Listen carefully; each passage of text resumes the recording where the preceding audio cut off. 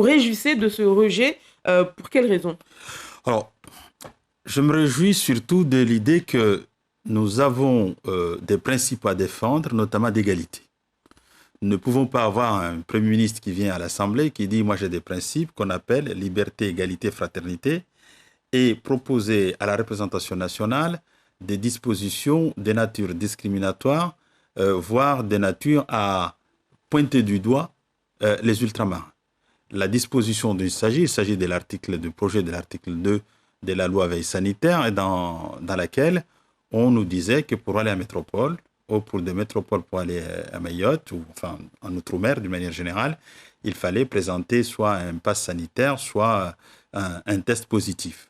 Or, comme je l'ai dit, mon collègue de Marseille, des Bouches-du-Rhône, qui vient à Paris, on ne lui demande pas le test, et le collègue, quand il vient à Paris ou quand il part en circonscription, on lui demande pas des tests. Donc, ce sont ces discriminations qui ont fait en réalité la construction de l'outre-mer français depuis plusieurs décennies, qui nous est désormais insupportable. Nous demandons simplement être traités au même pied d'égalité que les autres. Donc, il faut que ce soit la même législation qui s'applique en France métropolitaine comme outre-mer. Si aujourd'hui, parce qu'on vient vous expliquer, c'est pour protéger les populations d'outre-mer, c'est faux. C'est faux. Si on aurait investi suffisamment dans le domaine de la santé, les infrastructures sanitaires auraient été au rendez-vous, on n'aurait probablement pas besoin de ces mesures. Ces mesures sont prises uniquement pour continuer à nous discriminer. Et donc, il faut arrêter. Et je suis content, effectivement, d'avoir été l'un des acteurs de ce combat et qui a été repris à l'immense majorité, puisqu'il faut savoir que c'est l'ensemble des oppositions qui se sont rebellées au profit, au service de l'outre-mer, en réclamant que les outre-mer soient traités au même pied d'égalité.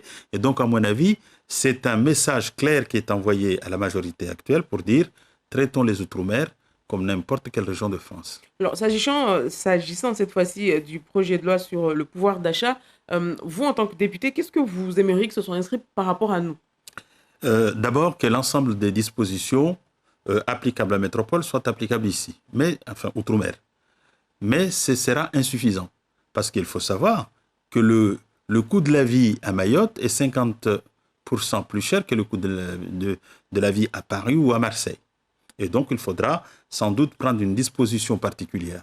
Ensuite, s'agissant des Mayotte plus spécifiquement, quand on vous limite l'aide sociale à 50% et que vous avez le coût de la vie à plus de 50% par rapport à la métropole, vous voyez bien que le compte n'y est pas. Donc nous considérons à titre d'exemple que la bouteille de gaz, en plus, le président de la République vient de nous parler de la bataille en faveur de l'environnement et de lutte contre le changement climatique. Ça passe aussi par la limitation des coûts, je pense notamment au prix des carburants, au prix du gaz.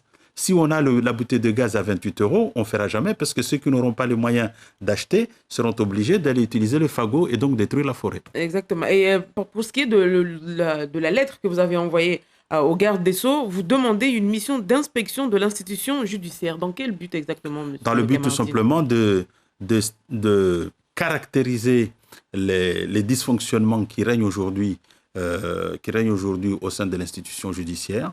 Il y a manifestement des philosophies qui sont développées qui sont contre les volontés, je dirais, législatives. Vous savez qu'en France, on nous dit qu'il y a, un partage de pouvoir. Le législatif, le judiciaire, le pouvoir judiciaire et le pouvoir exécutif. Donc, il appartient au législatif de faire la loi, il appartient au juge d'appliquer cette loi, mais il n'appartient pas au juge de refuser de faire valoir ses propres principes, ses propres sentiments. Aujourd'hui, nous avons à Mayotte, notamment dans le domaine de la lutte contre l'immigration, des magistrats qui, sans doute, ont leur raison, qui sont tout aussi respectables, mais qui sont en marge de la légalité républicaine.